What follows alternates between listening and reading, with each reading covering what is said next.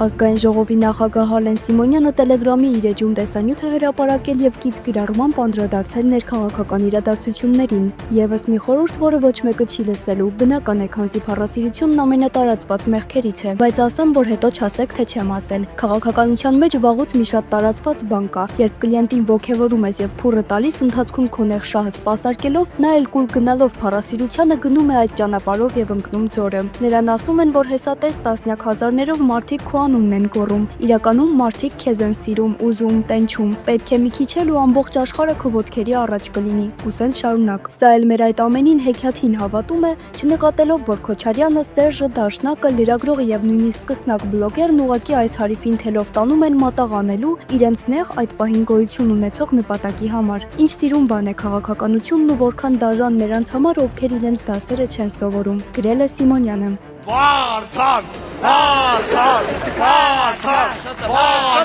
Հավանիր տեսանյութը եւ բաժանորդագրվիր նորությունները բաց չթողնելու համար։